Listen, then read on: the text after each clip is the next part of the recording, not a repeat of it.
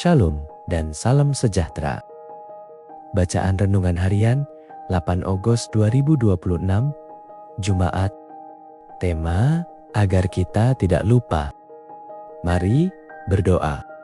Bapa Surgawi, masa ini kami mahu membaca firman Tuhan. Kami memohon, biarlah kiranya Roh Kudus Bapa masuk ke dalam hati dan pikiran kami, agar kami bersedia menerima firman-Mu. Dalam nama Yesus, kami berdoa. Amin. Tajuk, Bacaan, Isu-isu baru bagian 3. Ayat inti, seperti air sejuk bagi jiwa yang lelah, demikianlah kabar baik dari negeri yang jauh. Amsal 25, ayat 25. Menjelang tahun 1886, pihak-pihak yang terlibat dalam pertikaian teologi Adventis yang bakal berlaku sudah kelihatan dengan jelas. Di satu pihak ialah J.I. Butler, Presiden General Conference, dan Uriah Smith, Setiausaha General Conference. Di pihak yang satu lagi ialah dua orang editor muda dari Barat, T. Jones dan E.J. Waggoner.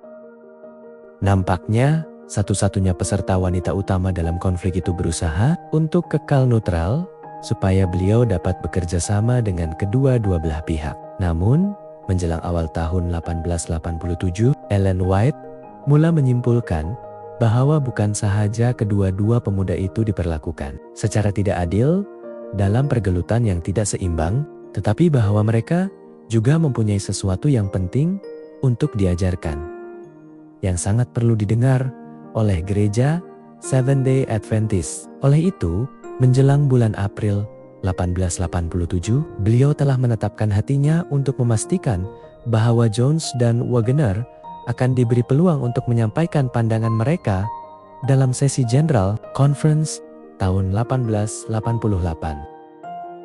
Pada akhirnya, Ellen White lah yang paling jelas menyatakan makna sebenar message Jones dan Waggoner pada tahun 1888.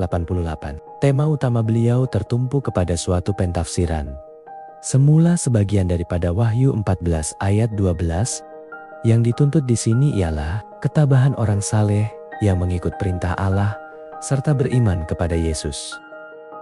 Petikan itu merupakan teks utama dalam sejarah Adventist. Ia mengandungi message terakhir yang akan diberikan oleh Tuhan kepada dunia sebelum kedatangan kedua, yang digambarkan dalam ayat 14 hingga ke-20.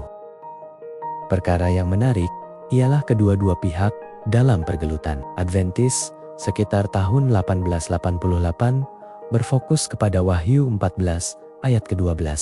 Namun mereka menekankan bahagian yang berbeza daripada ayat tersebut. Golongan tradisionalis menekankan perintah Allah, manakala golongan pembaharu menekankan beriman kepada Yesus.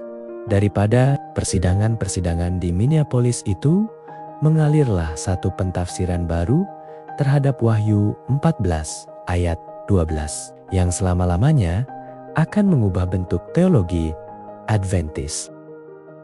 Ellen White turut menderita karena menyokong Jones dan Waggoner. Pada bulan Desember 1888, beliau melihat kembali sesi General Conference yang baru berlalu dan menyatakan, "Kesaksian saya diabaikan, dan tidak pernah dalam hidup saya diperlakukan sedemikian di persidangan itu."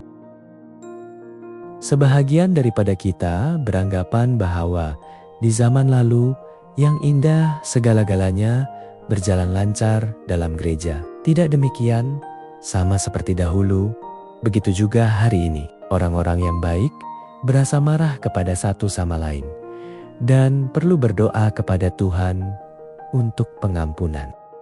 Demikianlah bacaan renungan kita hari ini. Tuhan memberkati kita semua. Amin.